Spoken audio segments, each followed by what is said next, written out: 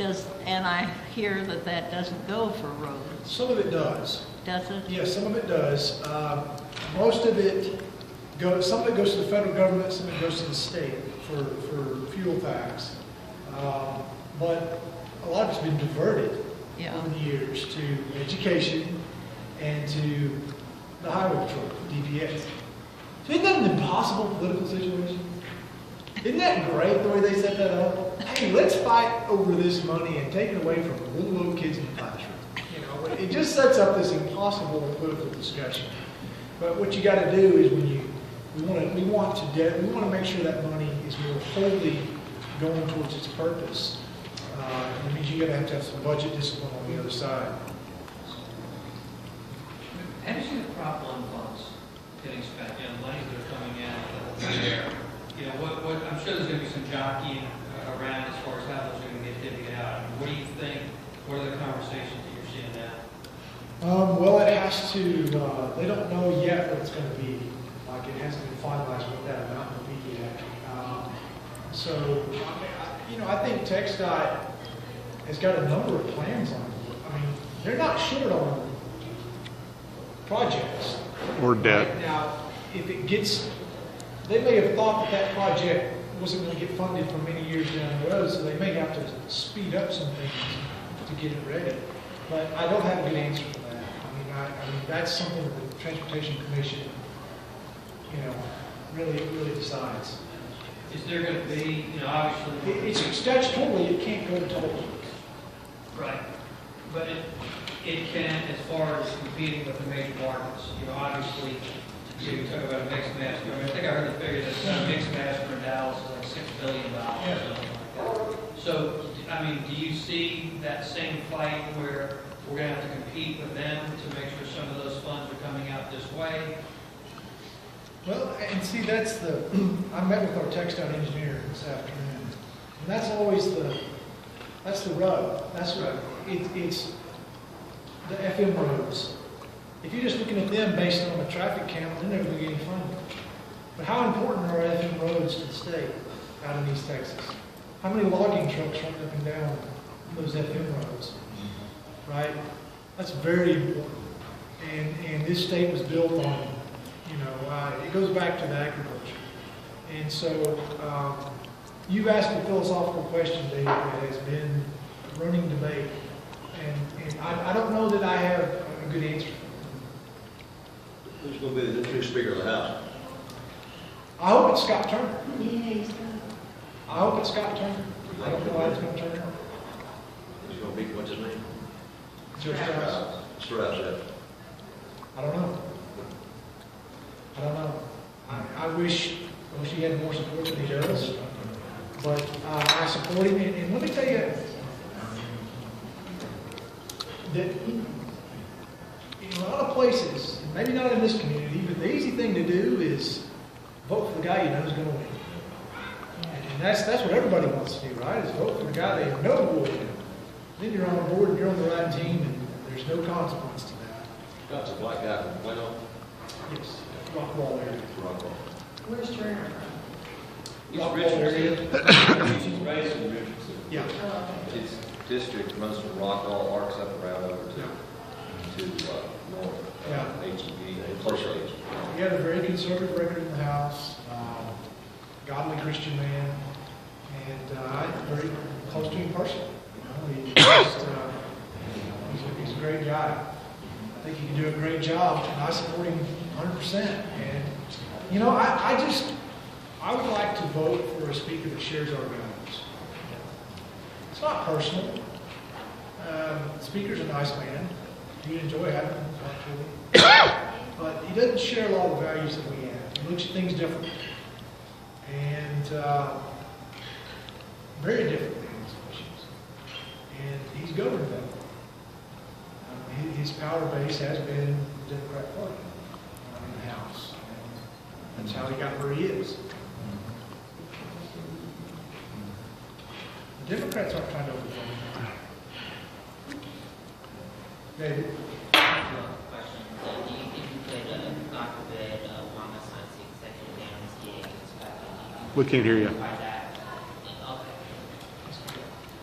Do you think think, God forbid, if Obama signs that executive order on amnesty as expected, do you think we can nullify that? And another question, what do you think? Do you think we'll get medical marijuana passed in the next legislative session? Is that going to be a topic that we might hear about? Okay, two good questions, David. Do I think that we can nullify the president's executive amnesty? I am open to ideas. I know that Greg Abbott's come out and said we need to sue him. We need to sue that, take it to the Supreme Court. I mean, I think that's the first thing that should happen is let's use at least the process that's in play.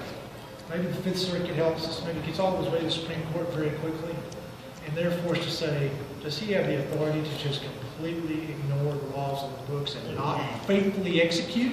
His duty is to faithfully execute, not to faithfully ignore. Create. Yeah, so how do we nullify that as a state?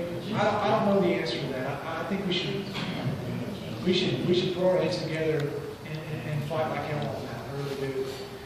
The other question was about medical marijuana. Yeah, if that's going to be Yeah. about. It will. Let me tell you, the marijuana, I call it the marijuana advocates, are probably going to be more organized and a little bit more vocal this time around. I saw for a very senior member of the legislature, female Democrat, she already filed a bill to, drop all the punishments for controlled substances, lower level amounts. I don't know how far it will get. I don't think there's much political capacity the current makeup of the legislature. So I've talked to a lot of doctors about it because this is an issue where I think you really ought to kind of listen to what the science says. When you talk about people that are hurting, sick, this is not an issue that you just fall on ideological tradition and just say you're not going to listen to people. If there's something that helps somebody that's good for them and good for public policy, I think we ought to do it. I'm not convinced that medical marijuana is that. And so, I've talked to doctors who just say, look, you can achieve the same medicinal effects with prescription drugs. Really what they're looking for maybe is the euphoria, the high. Wouldn't it require referendum to do that? Yeah. Legislature do it. Legislature could do it. Well, before I get to do this, I do think that we need to always be evaluating how we're prosecuting this issue of drugs. What we've always done doesn't always work. So, I've been a proponent. I think that when you take all right, let me just ask you this question. Take a 19-year-old, never been in trouble. Two 19-year-olds out at a party. One of them's got a fifth of whiskey.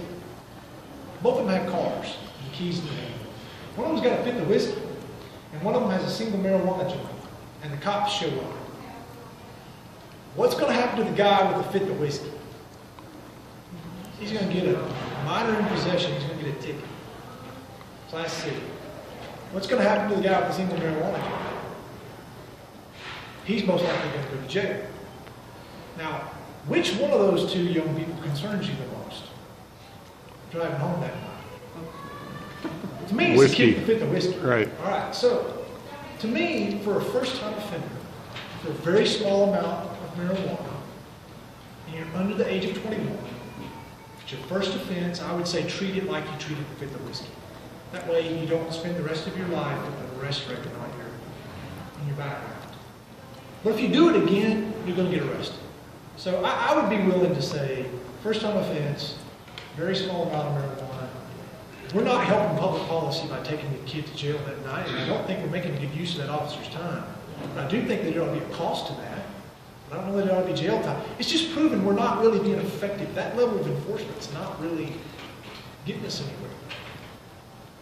Matt, don't we already have a state law that will allow local law enforcement to just writing a ticket? Yes. But I've never heard anybody implementing it. Is it being implemented? In some places it is. In some jurisdictions, it's a jurisdiction by jurisdiction basis.